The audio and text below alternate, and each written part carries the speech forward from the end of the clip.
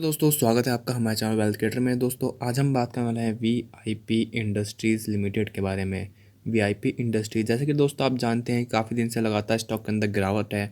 ठीक है, अच्छी खासी गिरावट देखने को मिल रही है। उसके पीछे दोस्तों रीज़न क्या है, मैं आपको इसमें वीडियो में रीज़न बताऊँगा और आपको इसके लेवल एंड टारगेट बताऊँगा, कब आपको इसको खरीदना चाहिए और क्यों खरीदना चाहिए ये भी ज़रूर बताऊँगा। लेकिन दोस्तों उससे मैं कहना चाहूँगा प्लीज़ चैनल सब्सक्राइब अभी तक नहीं किया है तो जो सब्सक्राइब ज़रूर कर लेना ताकि आने वाली नोटिफिकेशन आपको मिलते हैं। तो चलिए दोस्तों शुरू करते हैं। इसी के साथ दोस्तों अगर मैं यहाँ पे ब्रांड्स की बात करूँ वीआईपी की तो देख सकते हैं यहाँ पर Carlton, VIP bags, sky bags, capillaries, aristocrat, ये पांचों की पांचों ब्रांड यहाँ पे वीआईपी की हैं। और दोस्तों आप जैसे कि जानती हैं कि स्काई बैग्स नंबर 1 है, कोई दिक्कत वाली बात नहीं है। ठीक है, कैपरीज वुमेंस की जो बैग्स होते हैं उसमें यहाँ पर टॉप पर है। ठीक है ना, तो aristocrat suit case and brief case ज़बरदस्त है। ठीक है, वीआईपी बैग्स यहाँ पे लगेज में आप लोग जानती हैं, तो यानी कि इसने कहीं ना कहीं अपनी मार्केट वैल्यू बहुत ही ज़बरदस्त बना रखी है और बहुत ही बेहतरीन बना रखी है दोस्तों। इसी के साथ दोस्तों यहाँ पे आपको दिखा देता हूँ कि VIP industries remain as the Asia's largest and the world second largest luggage manufacturer with in 51 year of legacy. The company have sold more than 100 millions of luggage through the, यहाँ पुरानी आ रहा है, मतलब अब तक 100 मिलियन दोस्तों ये यहाँ पे बैग्स बेच चुकी है, लगेज बेच चुकी है और वर्ल्ड की सेकंड लार्जेस्ट है और एशिया की लार्जेस्ट मैन्युफैक्चर है ये लगेज की। तो देखते हैं, मतलब आपको कोई ख़राब स्टॉक नहीं बता रहा कि जो यहाँ पे लीडर है लगेज का वही स्टॉक आपको यहाँ पे बता रहा हूँ दोस्तों। सबसे पहले दोस्तों मैं यहाँ पर आपको दिखा देता हूँ कि मार्केट कैप है 4709 करोड़ की। करंट प्राइस चल रहा है 333 का, हाई लगाया था 422 का, लो लगाया था 202 का। और उसके साथ दोस्तों आरओसी की बात करूँ 28.6%, ROE 24.7%, book value 37 rupees, dividend yield 0.96 और फेस वैल्यू 2 रुपीज़। तो दोस्तों मैं हमेशा आपको रिकमेंड करता हूँ कि अगर 30% के आसपास आपको आरओसी मिलती है कंपनी की तो काफ़ी अच्छी कंपनी होती है, काफ़ी अच्छी कैटेगरी के अंदर मानी जाती है और इसकी ग्रोथ भी शानदार होती है। तो दोस्तों देखते हैं 28.6% की आरओसी है, कमी नहीं है, 30% के आसपास, यानी कि काफ़ी अच्छी यहाँ पर दिख रही है दोस्तों। और साथ ही बात दोस्तों स्टॉक स्प्लिट हो चुका था, मैं आपको अभी डेट दिखा दूंगा, तो इसलिए यहाँ पे इसकी जो फेस वैल्यू है वो 2 रुपीज़ आ रही है। 1:5 में यहाँ पे स्प्लिट हुआ था स्टॉक। अगर दोस्तों यहाँ पे मैं कंपेयर करूँ पेयर कंपैरिजन में तो देख सकते हैं यहाँ पे दो ही कंपनीज आती हैं, दो के सिवा कोई और है ही नहीं। ठीक है, वीआईपी इंडस्ट्रीज सबसे टॉप पर है क्योंकि इसकी मार्केट कैप भी ज़बरदस्त है और इसका जो सेल्स वगैरह है वो भी खतरनाक है। ठीक है, और साथ में दूसरे नंबर पर आती है बस सफारी इंडस्ट्रीज़। इसके साथ दोस्तों मैं यहाँ पे सेल्स की बात करूँ, देखते हैं यहाँ पे जो इसकी सेल्स हुई थी क्वार्टर 3 में वो 232 करोड़ 61 लाख की हुई थी, जो कि इससे पहले क्वार्टर में 102.75 करोड़ की थी।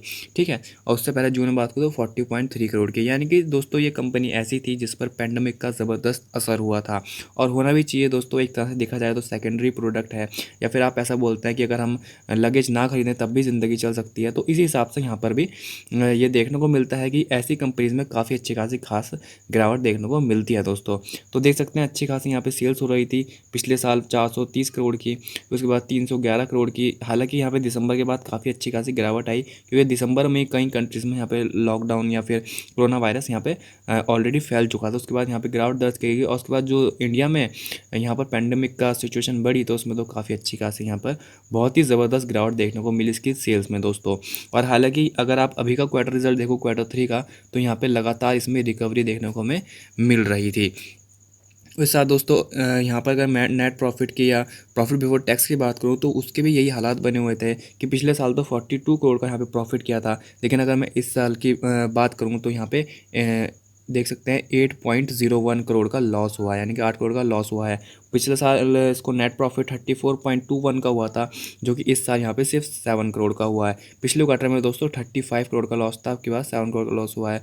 तो यानी कि आप देख सकते हैं कि यानी कि क्वार्टर ऑन क्वार्टर बेसिस तो कंपनी यहाँ पर रिकवरी ले रही है कहीं ना कहीं सेल्स में या फिर नेट प्रॉफिट में। देख सकते हैं 51 करोड़ के लॉस को इसने 35 करोड़ का लॉस किया और आपके बाद 7 करोड़ का लॉस किया। तो आने वाले क्वार्टर में एक्सपेक्टेशन थे कि यहाँ पे जो प्रॉफिट में कंपनी आ सकती थी। लेकिन दोस्तों जैसे कि आपको पता ही है कोरोना वायरस के केस लगातार बढ़ रहे हैं, कई जगह नाइट कर्फ्यू लॉकडाउन वगैरह की सिचुएशन बनी हुई थी। हालांकि सरकार ने बोल दिया है कि ऐसा नहीं होगा, पूर्ण रूप से यहाँ पर लॉकडाउन नहीं लगा जाएगा, तो वो एक अच्छी खबर है, मार्केट इस पर रिएक्ट कर सकता है। लेकिन दोस्तों भले ही यहाँ पर लॉकडाउन नहीं लगा जा रहा, पर जिस हिसाब से यहाँ पर कोरोना के केस बढ़ रहे हैं लगातार, उससे यहाँ पर इसकी सेल्स में दोबारा आपको इम्पैक्ट देखने को मिल सकता है, सेल्स में गिरावट आ सकती है। लेकिन दोस्तों क्या ये कंपनी इस वजह से ख़राब हो गई क्योंकि यहाँ पे पेंडेमिक आ रखा है और काफ़ी ज़्यादा सिचुएशन ख़राब है, दोस्तों ऐसे कंपनी ख़राब होगी नहीं दोस्तों, कंपनी बर्बाद तो नहीं होएगी। ठीक है, भले ही 1 साल लग जाए, कोविड जब दोस्तों ऐसे ख़त्म हो जाएगा, उसके बाद जब पूरे वर्ल्ड में सब कुछ नॉर्मल हो जाएगा तो इसकी सेल्स फिर वापस बढ़ेगी, क्योंकि ये वर्ल्ड का सेकंड लार्जेस्ट और एशिया का लार्जेस्ट लगेज मैन्युफैक्चर है। जब दोस्तों आप घूमने जाऊँगा या फिर कहीं पे भी, मतलब आपकी बात करूँ या फिर किसी की भी बात करूँ, तो अगर यहाँ पे हम घूमने जाएंगे या फिर कहीं पे भी टूर पे जाएंगे तो लगेज की ज़रूरत डेफिनेटली पड़ती है, और वीआईपी से बेहतरीन दोस्तों कोई है ही नहीं। ठीक है, हर कोई यहाँ पे ब्रांड को ही प्रीफर करता है, और ब्रांड इंसान कब प्रीफर करता है दोस्तों, जब हमारी यहाँ पे पर कैपिटा इनकम होती है दोस्तों। इसके साथ दोस्तों मैं आपको पर कैपिटा इनकम भी दिखा देता हूँ। देखो, जब हमारे पास पैसे अच्छे खासे होंगे तो तभी हम ब्रांड की तरफ भी भागेंगे। ठीक है, जब हमारे पास 10 रुपये होंगे तो हम सोचेंगे चल थोड़ी सस्ती ले लेते हैं, हमारे पास 1000 रुपये होंगे तो हम सोचेंगे चल भाई कुछ ब्रांडेड ले लेते हैं। तो इस हिसाब से सब कुछ पर कैपिटा इनकम डिमांड करता है। तो क्या हमारी पर कैपिटा इनकम बढ़ रही है? तो बिल्कुल दोस्तों बढ़ रही है। तो दोस्तों ये देख सकते हैं आप, ये है हमारी पर कैपिटा इनकम का चार्ट इंडिया का, सन 2000 से लेकर 2021 का। देख सकते हैं, अगर मैं यहाँ पर बात करूँ तो यहाँ पे अप्रॉक्सीमेटली हमारी पर कैपिटा इनकम $443 थी, जो कि अब 2021 तक, यहाँ पे अगर मैं देखूँ तो 2021 तक हो गई है $2100, $2100 हो चुकी है। यानी कि दोस्तों आप देख सकते हैं कि ग्रोथ तो यहाँ पे हमें लगातार पर कैपिटा इनकम के अंदर दिख रही है, और आने वाले टाइम पे ग्रोथ जारी रहेगी और काफ़ी तेज़ी में जाएगी। ठीक है दोस्तों, और जैसी हमारी पर कैपिटा इनकम अच्छी खासी बढ़ेगी तो जो इस टाइप के ब्रांड्स वगैरह हैं, लगेज की ब्रांड हो और चाहे शूज़ की ब्रांड हो या फिर क्लोथिंग की ब्रांड हो, इंसान ब्रांड की तरफ ज़रूर भागेगा और ज़रूर अट्रैक्ट होगा, क्योंकि ब्रांड खरीदने के लिए पैसे चाहिए, और पैसे जब बढ़ रहे हैं जेब के अंदर तो डेफिनेटली लोग ब्रांड की तरफ ज़रूर भागेंगे।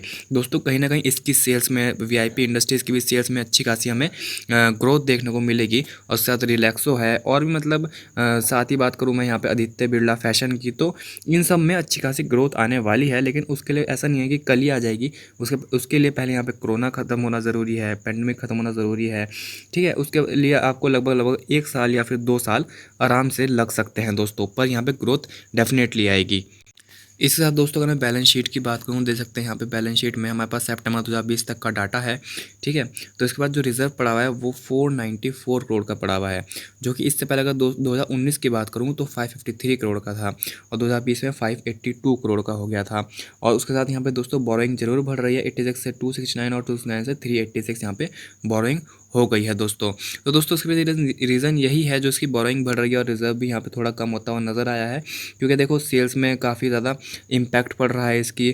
ठीक है, और काफ़ी ज़्यादा प्रॉफिट में भी इम्पैक्ट पड़ रहा है, तो उसी वजह से यहाँ पे बोरिंग जो बढ़ती हुई नज़र आ रही है, और यहाँ पे रिजर्व थोड़ा कम होता हुआ नज़र आ रहा है। लेकिन दोस्तों ये सब कुछ ठीक हो जाएगा जैसे यहाँ पे पेंडेमिक का जो भी चलन है दोस्तों वो ख़त्म हो जाएगा, तो उसके साथ ही यहाँ पर ये सब भी ठीक होता हमें नज़र आ जाएगा। कि देखो कंपनी ख़राब नहीं है, कंपनी मैंने खुद दिखा दी, बेहतरीन है, बेहतरीन ब्रांड्स को अपने अंडर में ले रखा है, बेहतरीन ब्रांड्स के ऊपर काम करती है। ठीक है, अच्छी खासी क्वालिटी है दोस्तों इसके ब्रांड्स के अंदर, तो यहाँ पे कोई भी दिक्कत वाली बात नहीं है। बस फ़र्क पड़ रहा है इसको यहाँ पर जो लॉकडाउन वगैरह लग रखा है, और हम किसी स्टेट में या फिर किसी कंट्री में जा नहीं पा रहे कोरोना वायरस के चक्कर में, तो उसी वजह से यहाँ पर कंपनी के साथ भी प्रॉब्लम हो रखी है। पर जब कुछ सब कुछ नॉर्मल हो जाएगा तो कंपनी की अच्छी खासी ग्रोथ यहाँ पे आपको देखने को मिल जाएगी दोस्तों।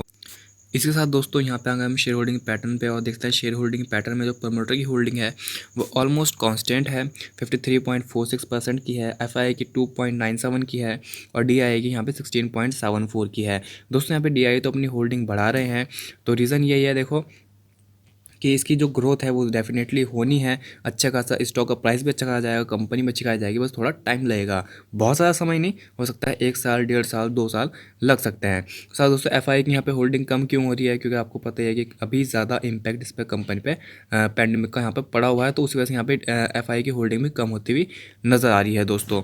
साथ ही दोस्तों पब्लिक की बात करूँ यहाँ पर, तो पब्लिक की होल्डिंग भी यहाँ पर थोड़ी कम होती नज़र आई, और मैं आपको यहाँ पता चलूँ कि जैसे 28.78 से 26.84 हुई है, तो इसके ये जो गिरी है इसके पीछे कारण है राकेश झुनझुनवाला जी। बिल्कुल दोस्तों, उन्होंने यहाँ पे अपनी होल्डिंग कम कर दी है, 5.31 से 2.32 कर दिया। राकेश झुनझुनवाला ने अपनी होल्डिंग यहाँ पर गिरा दी है दोस्तों, और यही यहाँ पे न्यूज़ भी है। आप ये देख सकते हैं दोस्तों, यहाँ पे न्यूज़ भी इसी टाइप की यहाँ पर नज़र आ रही है। 14 अप्रैल 2021 की रिसेंटली की न्यूज़ है। Rakesh Jhunjhunwala portfolio share big bull has sold out his 2.99% VIP industry share in the March 2021। उन्होंने अपने यहाँ पे 2.99% यहाँ पर जो स्टॉक्स थे वो बेच दिए हैं दोस्तों। रीज़न क्या उसके पीछे दोस्तों? रीज़न आपको मैंने बता ही दिया कि वही है कि अभी थोड़ा टाइम लगेगा कंपनी को उभरने में, हो सकता है इसलिए उन्होंने यहाँ पर अपना परसेंटेज काट ली हो कि भाई इतने में कहीं और पैसा लाऊंगा और कहीं और से पैसा कमाऊंगा दोस्तों। लेकिन साथ ही दोस्तों बता चलूँ, इसका मतलब ये नहीं है कि आप इसे आज ना खरीदो। देखो स्टॉक की अभी सेल्स ख़राब हो रखी हैं, ठीक है, कंपनी यहाँ पर अच्छी खासी प्रॉफिट नहीं कर पा रही, तो इसलिए यहाँ पे स्टॉक मिल रहा है। जब कंपनी की सेल अच्छी खासी होगी, प्रॉफिट अच्छा खासा होगा, ग्रोथ अच्छी खासी होगी, तो स्टॉक आपको यहाँ मिलेगा। डेफिनेटली सी बात है, अगर हम इसे अभी खरीद लेंगे तो बाद में अच्छा खासा प्रॉफिट जनरेट करेगा, ठीक है। जब कंपनी की ऑलरेडी सेल्स अच्छी हो गई होंगी, प्रॉफिट अच्छा खासा कमा रहा होगा, तो फिर स्टॉक ऊपर ही जाएगा ना। तब अगर आपको खरीदना है तो तब आप यहाँ पे खरीद सकते हो, कोई दिक्कत वाली बात नहीं है। फिर अभी खरीदना है तो अभी भी यहाँ पे खरीद सकते हो, ठीक है। राकेश झुनझुनवाला के पास ये तो बहुत पैसा है, कोई दिक्कत वाली बात नहीं है, वो कभी भी खरीद ले, उन्हें कोई दिक्कत यहाँ पे होने वाली है नहीं दोस्तों। पर हम यहाँ पे बाय ऑन डिप करने की कोशिश करते हैं हमेशा, और वैल्यू इन्वेस्टिंग करने की कोशिश करते हैं कि जब पूरी दुनिया बेच रही हो तब हम खरीदेंगे। तो हमारा भी यही है दोस्तों कि जब यहाँ पे पूरी दुनिया बेच रही है, स्टॉक लगातार गिर रहा है, तब हम यहाँ पे खरीदने के लिए तैयार हैं दोस्तों। जैसे दोस्तों मैंने आपको बताया था, स्प्लिट हुआ था स्टॉक 1:5 में, वो हुआ था अक्टूबर 31, 2011 को। साथ ही दोस्तों यहाँ पे रिटर्न की बात कर सकते हैं, एक हफ्ते के अंदर यहाँ पे 3% ऑलमोस्ट स्टॉक फ्लैट है, और एक महीने के अंदर 15% फ्लैट है यहाँ पर स्टॉक। और बात करूँ दोस्तों एक साल की, तो एक साल के अंदर 40% के यहाँ पे बेहतरीन रिटर्न स्टॉक ने जनरेट कर दिया। 40% दोस्तों, 20% यहाँ पे नॉर्मल माना जाता है कि 20% किसी भी कंपनी का होना चाहिए एक साल का, तो इसने यहाँ पे 40 दिए हैं, कोई यहाँ पे बुरी वाली बात नहीं है। अच्छी खासी यहाँ पर हमें ग्रोथ देखने को मिल रही है दोस्तों, यानी कि 41%, 40%, 41% अच्छा खासा एक साल के अंदर यहाँ पे मिल गया है। और बात करूँ दोस्तों 5 साल की, तो 5 साल के अंदर 186.99% यहाँ पे रिटर्न मिल चुके हैं। तो यानी कि अगर 1,00,000 रुपये आपने 5 साल पहले लगाए होते, तो अब आपके पास यहाँ पे 2,86,000 रुपये आपके पास होते दोस्तों अब तक।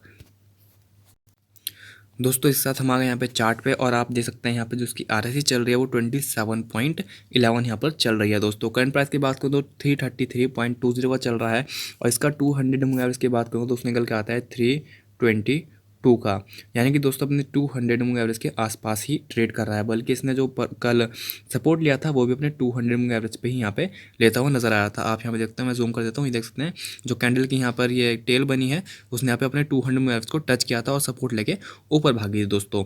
और हालांकि दोस्तों रिसेंटली की बात करूँ तो 420 का इसने यहाँ पे हाई लगाया, और लगातार स्टॉक यहाँ पर गिरावट में है, आप देख सकते हैं दोस्तों। तो दोस्तों यहाँ पर मैं आपको बता दूँ 30 के नीचे यहाँ पे RSI जा चुकी है, यानी कि स्टॉक ओवरसोल्ड कैटेगरी के अंदर तो एंटर कर चुका है, ठीक है।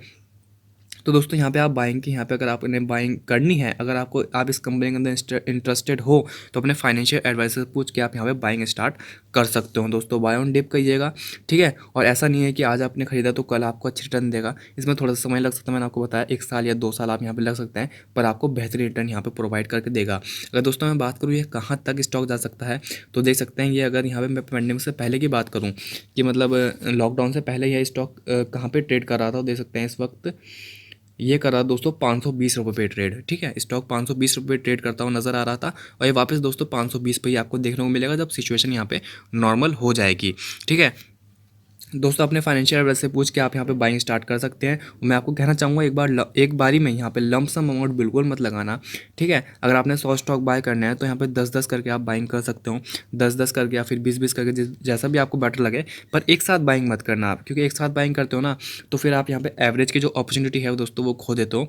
और दोस्तों अगर आपने यहाँ पे ऑलरेडी बाय कर रखा है, हाई बाय कर लिया है, यहाँ कहीं भी बाय कर लिया है, ठीक है, दोस्तों यही कहना चाहूँगा, यहाँ पे एवरेज कीजिए, कोई दिक्कत वाली बात ही नहीं है कंपनी के अंदर, ठीक है। हमें टाइम पे अच्छे खासा आपको रिटर्न यहाँ पे प्रोवाइड करेगी। जैसे कि मैंने आपको इसकी सारी वैल्यूज़ और सारी इसकी ब्रांड्स वगैरह आपको मैंने दिखाई दी है दोस्तों, ठीक है। और फिलहाल की बात करें दोस्तों, ओवरसोल्ड कैटेगरी में अंदर एंटर हो ही चुका है, बहुत जल्द आपको ये बाउंस बैक दिखाता हूँ, यहाँ से नज़र आ जाएगा स्टॉक। और अप्रॉक्सीमेटली आप यहाँ पे मान सकते हो कि 3-4 दिन या फिर 1 हफ्ते के अंदर स्टॉक यहाँ से बाउंस बैक मार सकता है, कोई दिक्कत वाली यहाँ से बात ही नहीं है। बस आपने क्या करना है, बाय ऑन डिप करना है दोस्तों। फिलहाल के लिए वीडियो इतना ही, और मिलेंगे जल्द अगले वीडियो के साथ। साथ ही कहना चाहूँगा प्लीज़ चैनल सब्सक्राइब जरूर कर लेना अगर अभी तक चैनल सब्सक्राइब नहीं किया है, ताकि आने वाली वीडियो नोटिफिकेशन आपको मिलती रहे। तो थैंक यू दोस्तों फॉर वॉचिंग द वीडियो।